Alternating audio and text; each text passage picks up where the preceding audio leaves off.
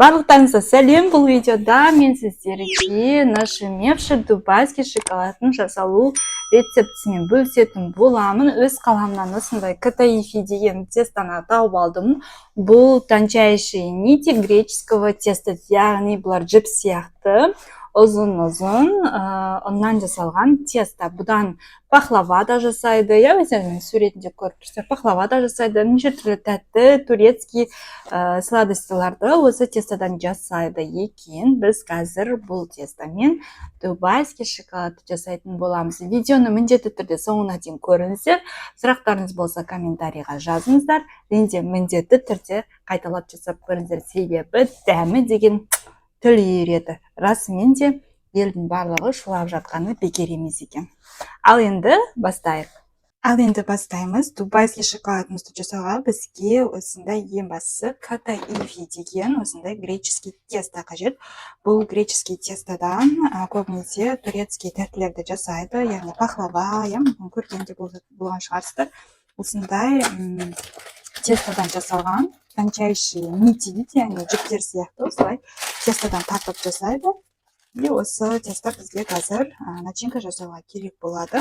Бұнымен қалай жұмыс жасау керек екенін қазір жұмыс барысында көрсетіп түсіндіретін боламын. Мен алған осындай коробка 450 грамм. Бұл жерде осындай 2 упаковкада болды. Бұл жерде бірнеше плиткаға жасауға жетеді. Бағасы 3000 теңге болды. 450 грамм 3000 теңге болды. Содан кейін бізге осындай фисташкаға паста қажет. Мен весовойын алған болатынмын. Айтар бір кеңесім, фисташкаға пастаны алғанда түрі жасылдауын алсаңыздар, плитка шоколадтың ішінде бөлген кезде түсі әдемі болып тұрады, бірақ осылай да жақсы. Барын алдым енді.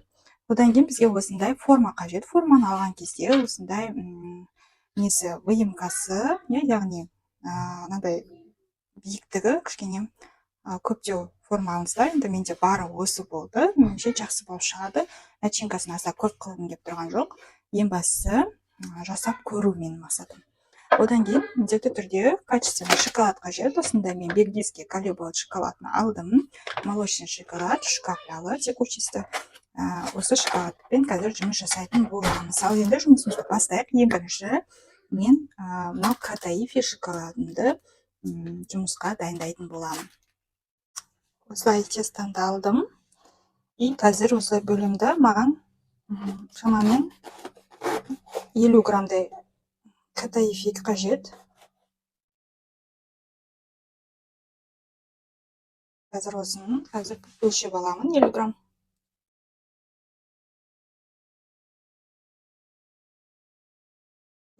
болды. Осыны қазір мен жақсылап ұсақтап турайтын боламын. Өзі де осы ұсақталынып жатыр уже. Расымен де жіптер сияқты екен өздері. Осылай жақсылап турап ұсақтап алу керек. Ешқандай иісі жоқ. Даже тестоның да иісі шықпайды. Без запаха екен. Қазір бұл хит болып жатқандықтан кондитерский магазиндарда солай істеп табуларыңызға болады, немесе уже интернет магазиндарда да табуға болады деп естіген болатынмын. Қазір уже көп магазиндарда келіп жатыр деп естідім. Өйткені сұранысқа ие, көп кондитерлер шоколадилар істеп жасап жатыр. TikTok'та, Instagram'да сұраныс неге хит болып жатқандықтан сұранысқа ие болып жатыр бұл шоколад. Катаифи қосылған. Міне көріңіздер ме, осылай турағаннан кейін жақсылап осылайынан ұсақтап жібереміз. Қазір қуырғанда да бұлар бір-бірінен ажырайтын болады. Енді қараңыздар, осындай табаны мен орташа градус ыстыққа қыздырып аламын. Үстінен 1 чайная ложка сливочный май қосамын. Көп керек жоқ, 1 чайная ложка жетеді. Жаңағы катаифи тестамызды қуыруға. Так, осы майдың үстіне қазір катаифи тестамызды саламыз.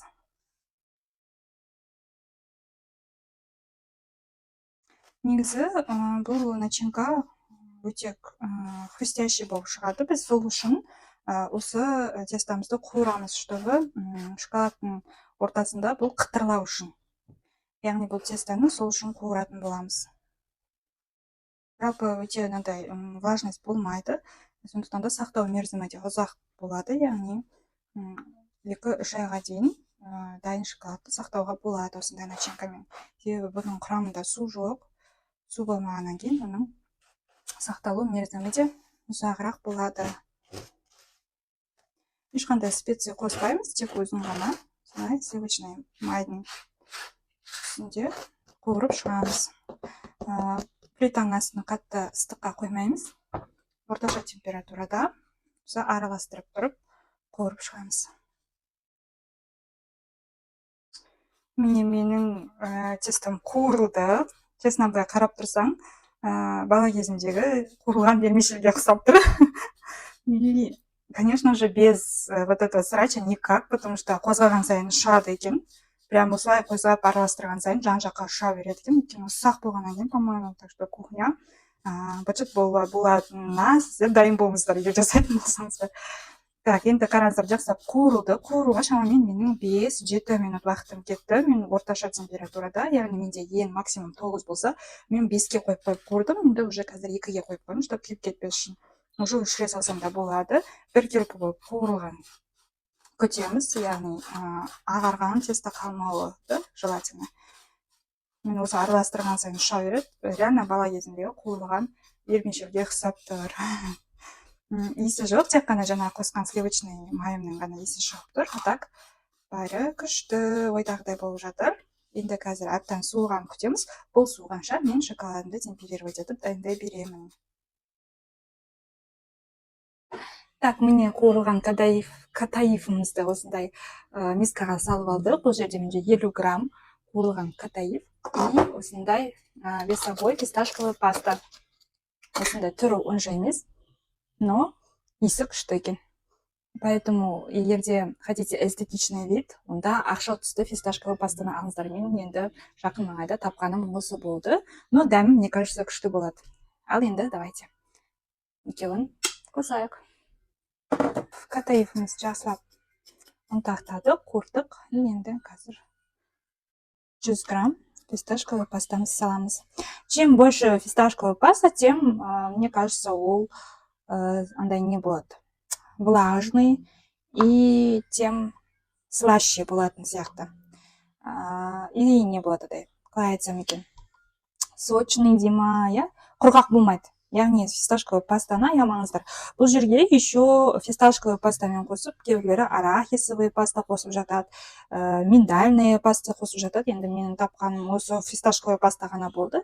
Поэтому осыған да шүкір. Так что давайте осылайда жасап көрейік. Но егерде сіздерде миндальная паста, арахисовый паста болса, тоже қолдансаңыздар болады. Ол дәмін одан әрі тәтті қылмаса, хуже не сделаете, так сказать. Так, осылай аламыз да араластырамыз. Енді түрі расыменде онша аппетитный емес, но мне кажется, қазір катаифпен араластырғаннан кейін нормально болатын сияқты. Но енді желательно әрине ақшыл түстісін алғандарыңыз дұрыс болатын сияқты.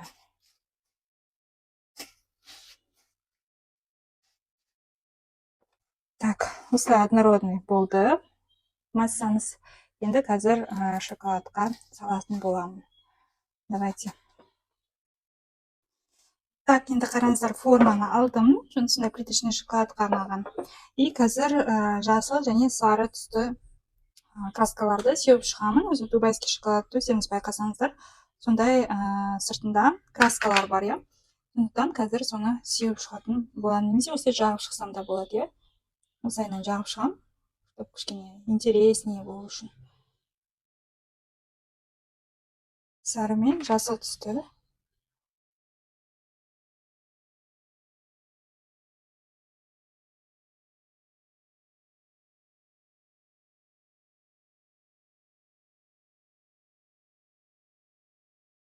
Осылай жағып шықтым. Енді қазір молочный шоколадты құятын боламын. Так, міне шоколадымды темперировать еттім. Сразу осылай темперировать еткен әдісімен осыған құя беремін. Өйткені біз қазір тек қана корпусты құямыз. Яғни шоколадты толтырып құйғаннан кейін оны қайтадан выливать етеміз. Яғни формамызға шоколадты жағып шығуымыз керек. Так,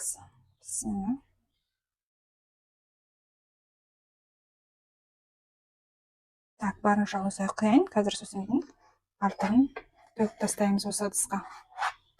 Так, енді осылайынан бұрыш-бұрышын барлығына шоколадты тигізуім керек.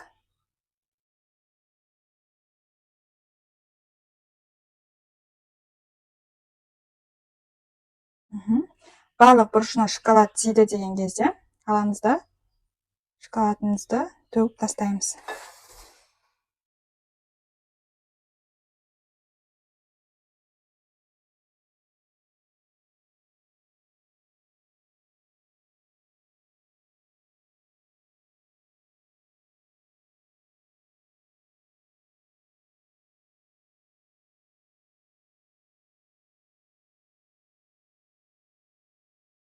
Осылайынан шпательдің көмегімен артық шоколадты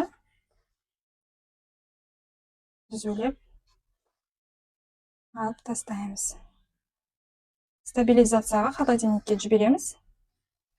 Шамамен 1-15 минутте бұл уже қату керек. Өйткені тонкий слой шоколад көп емес.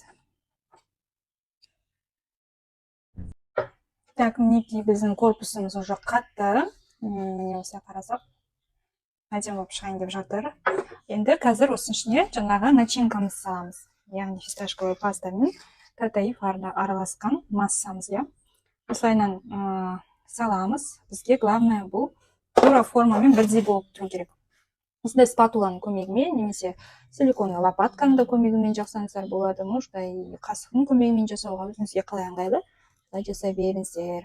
Негізі начинкасын қазір өздеріңізде байқаған шығарсыздар, әртүрлі қылып жасап жатыр. Бұл жерде самый фишка бұл қытырлау керек та. Арасын, яғни плитка шоколады бөлген кезде хруст естіледі. И жеген кезде тоже хрустеть ету керек та. Бұның фишкасы сода болып тұр ғой. Өзі адамдар аппетитін ашатын, именно сол хруст болып тұр. И енді мен сіздерге айтқым келетіні, можете тек қана катаифты ғана емес, катаиф жоқ болса, можете орехтарды блендерден өткізіп, әртүрлі смесь, фундук, миндаль, кешьюді блендерден өткізіп, жақсылап ұнтақтап, и осындай фисташковый паста немесе арахисовый пастаны араластырып, қосып, осылайынан жасауға болады. Тоже бөлгенде де, жегенде де қытырлаған дауыстар шығады. Даже можно сублимированный ягодыларды да солай істеуге болады. Сублимированный ягодыларында түрлері өте көп қазіргі таңда. Малина бар, сублимированный ягода не екенін білмейтіндерге айта кетейін, ол сушеные ягоды. Яғни сушить етілген, кептірілген ягодалар. Соларды да осылай можете миндальный пастамен, фисташковый пастамен араластырып, тоже осылай жасауға болады. Ең бастысы бұл жерде хрустить ету керек. Мен алдыңғы күні тоже көрдім. Немен аталады, мак бар ғой, черный макпен жаңағындай милка пасталар бар ғой, шоколадный пасталар, соны араластырып жасапты екен, тоже сондай хрустить еткен дыбыстар шығып жатыр жеген кезде. Поэтому экспериментировать етіңіздер, қорықпаңыздар. Ойыңызға келгенін жасауға болады. Бұл жерде вкусовой негізі бұндай пасталармен ничего не испортишь. Фисташковый пастаны любой десертқа қоссаң, десертті құртпайсың.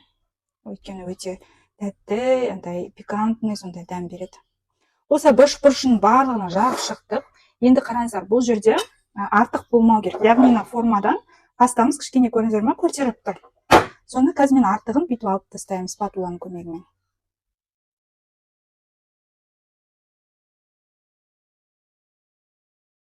Бұл жерде бізге барлығы эстетично әдемі болу керек, плюс еще и тәтті болу керек.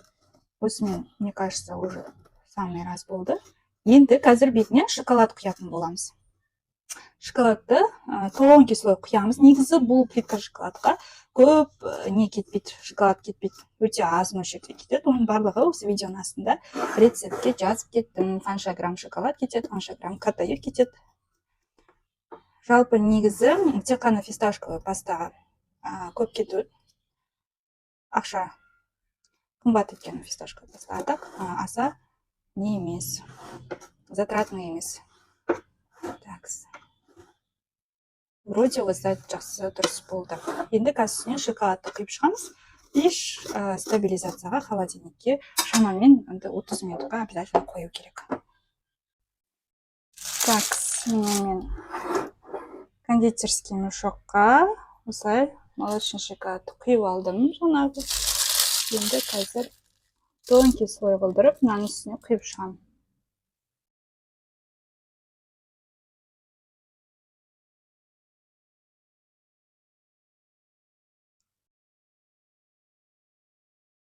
Бұрыш-бұрышының барлығына шоколад құйылу керек. Қазір бұны да мен спатуламен немесе лопаткамен түзетіп шығамын.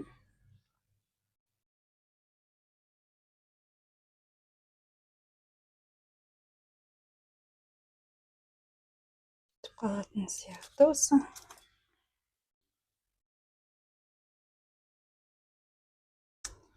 Сайнан қазір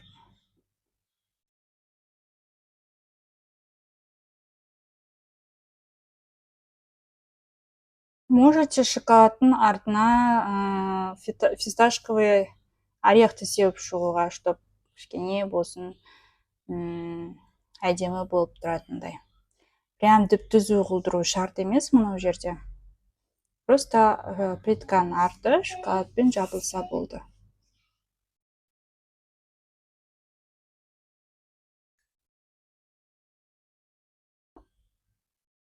Артық шоколадты обязательно қырып алып тастаймыз. Осылай да пойдет. Енді стабилизацияға жібереміз. Так, мінеки біздің шоколадымыз жарты сағат холодильникте тұрды. Енді қазір формадан босатамыз. Прям такой момент. Егер де шоколад дұрыс темперирователь болса, ол формадан қазір секіріп түсу керек. Так что давайте 1, 2, 3. Опа, супер. Все классно. Қараңыздар, красота. Кішкене ұқсайды дубайский шоколадқа да. Артында тоже все закрыто, идеально. Ойымдағындай болып шықты. Қазір әдемі упаковка жасаймын. И дегустация. Қытырлай ма, жоқ па, соны көреміз. Так, менің шоколадым дайын болды. Мен уже ортасын бөлдім. Міне осындай ерекше болып шықты. Ортасы влажный, начинкасы в меру, қатты қалың емес қылдырып жасаған болатынмын. Шоколад та аса қатты қалың емес, потому что қатты приторный тәтті болғанын қаламадым. Енді давайте сіздермен бірге дегустация жасап көрейін. Тиктоктағындай, инстаграмдағындай қытырлаған дауыс болсын деп микрофонды осылай қолмен ұстап тұрмын. Ал енді дәмін көрейік. Бисмиллах.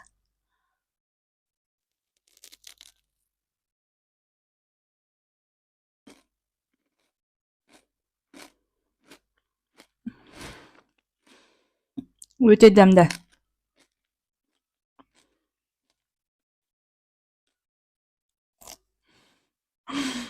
Өте дәмді, міндетті түрде жасап көріңіздер.